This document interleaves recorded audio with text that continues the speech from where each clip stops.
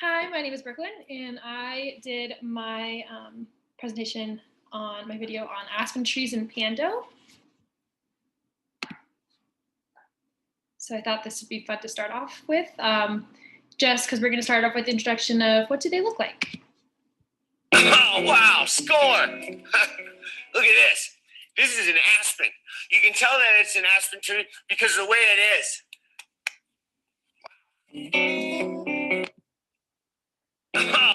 Oh, wow. Yeah, so Pando is Latin for ice spread. It's also known as the trembling giant. But what do they look like?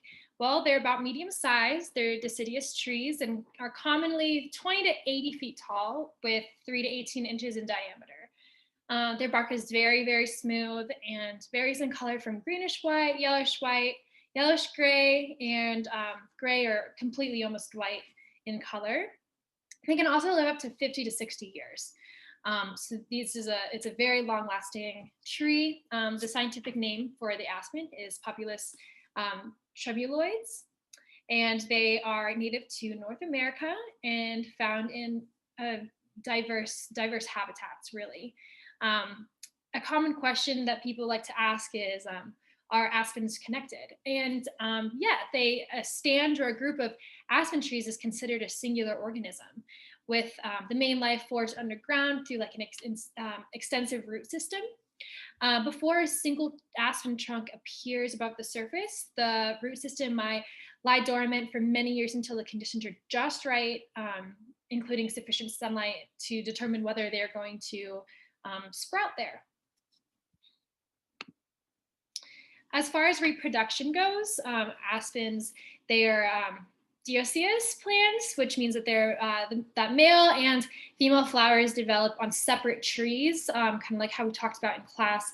Aspen trees, they produce hundreds of miniature like hairy seeds that are easily dispersed through the wind. So that's one way that they can reproduce. Also, aspens there's food source for a lot of forest animals. And so that's another way that they can also reproduce.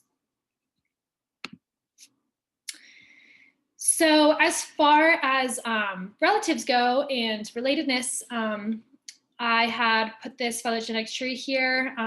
The most closely related kind of ancestor or tree that they have is the Populus grandidentata. It's also known as the big tooth aspen.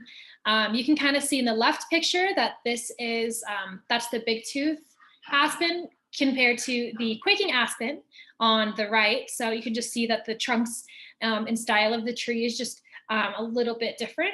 If also you want to look over here, I'm not sure if you can see my mouse or not, but the aspen, the quaking aspen is here, and then the big tooth aspen is here. And so they're both in the same clade. And so that's how they are kind of related this wise. As far as medicine goes, the aspens were used for medicine. The Native Americans, they used the leaves of aspen in treatment of burned skin, swollen joints, and headaches. But the bark is also used to treat UTIs, urinary tract infections, and stomach disorders. So just some fun facts about aspens. The ancient Greeks were wearing crowns made of leaves of aspens because they believed that aspen possesses magical properties. Also, Greek warriors used wood of aspen to manufacture shields. According to the widespread beliefs, steak made of aspen wood can kill vampires and wolves. Some people believe that life's mysteries can be revealed by carefully listening to the sound produced by trembling leaves of aspen. And sorry if you hear my dog in the back, he's going a little crazy. So my plant love story, I talked about a tree that I call the Stanley tree. When I was really little, I got a goldfish and I named him Stanley, and he didn't live very long, but I was really upset over it. So my dad decided that he would kind of bury him in the backyard next to our little pond. And yeah, a tree ended up growing there, and it was an aspen tree. And my whole life I had thought that it was growing and thriving because of Stanley, because Stanley was there. And so yeah, I always thought it was kind of cute. And it wasn't until recently that my dad confessed that he had flushed my goldfish and planted an aspen tree there.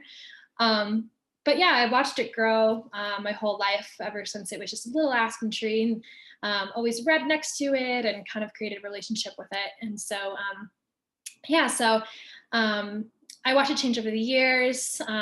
The Stanley tree, it didn't have very many leaves on it. Some branches were empty, while like maybe 3 branches thrived. I realized that it was probably due to, in recent years, I realized it's probably due to our hot summers and droughts near the national park that we live in. Um, when aspen trees are exposed to like these dry and hot conditions, it makes it difficult for them to get nutrients that they need.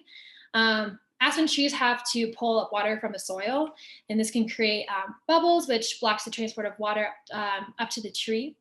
Also, through climate change, Colorado has turned into a drier state, and the lack of water is affecting aspen trees statewide. So, yeah.